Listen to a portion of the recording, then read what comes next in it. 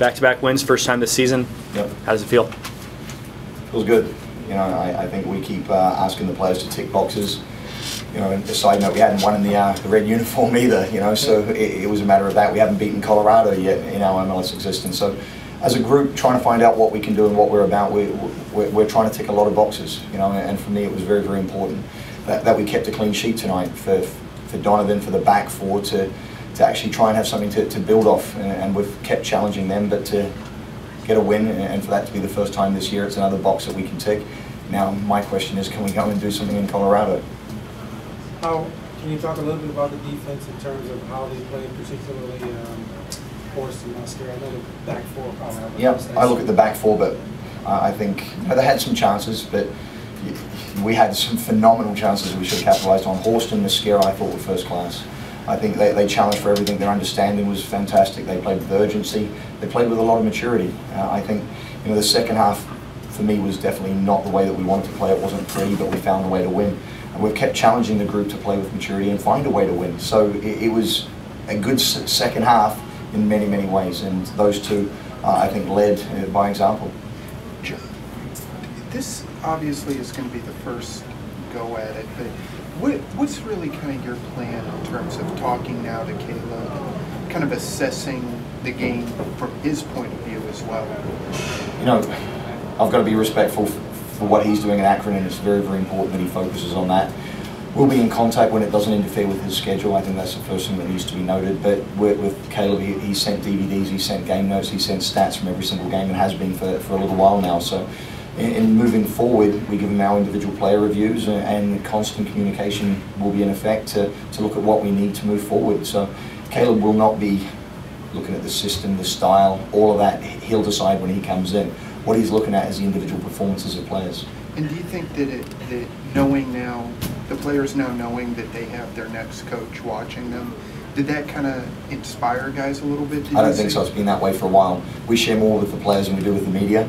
So, you know, we have a great group of players, and they've known who's been in town, who's come to watch games, and who are potential candidates, and those individuals have been watching games, and that's been part of the interview process, to get the feedback from the individuals that we interviewed, to find out what their thoughts were on games, what their thoughts were on individuals. So that's been happening for a while anyway. Can we talk about DK and, you know, getting to this point? It's been Yep. sort of a long journey for him this season. Yep.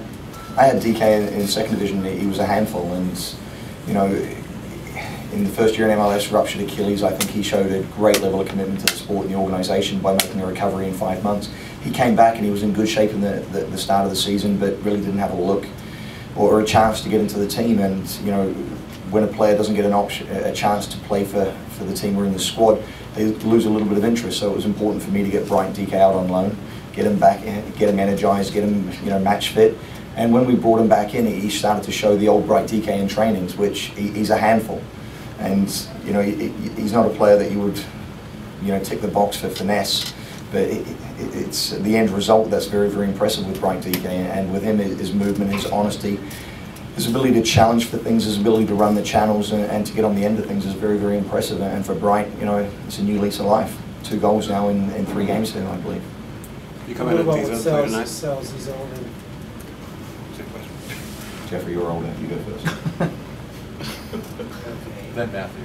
Yeah, anyway, Sal in his game tonight as well. I mean, it wasn't that at the cross. That's 3 assists for him, I think, in the last 3-4 games. I'm not sure, but he seems to have another. And a goal. Yeah, a new lease on life as well. Now, Sal, I think I spoke about it last time. His level of professionalism has been phenomenal. I left him out of the 18 for several games, and he's somebody that, in and around the reserve team, had a tremendous attitude, continued to work hard, and has been rewarded for it. And he's made the most of the opportunity as well. So you have to give Sal a huge pat on the back and congratulate him for taking the opportunity. But again, tonight he was honest.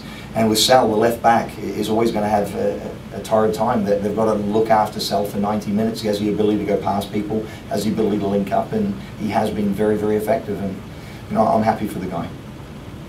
Yes. What was behind the decision to put Boyd in so late in the game?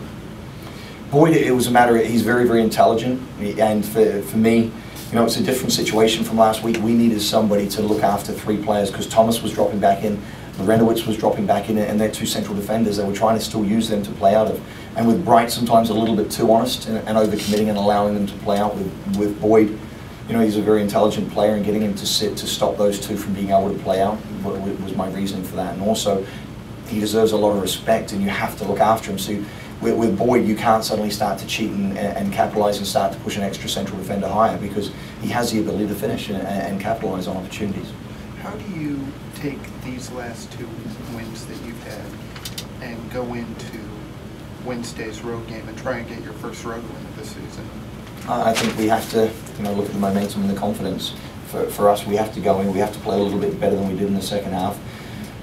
But I think we're capable, and for me it's another box that as a group and a team that we need to tick. We haven't gone into Colorado and done well, so this is an opportunity for us to show that we are maturing as a team, and that we don't have to go back to the drawing board, that we can continue to progress as a team, and that's very, very important for us. So that'll be the main motivation, to say, you know, can the starting 11 go again, and can we get the job done?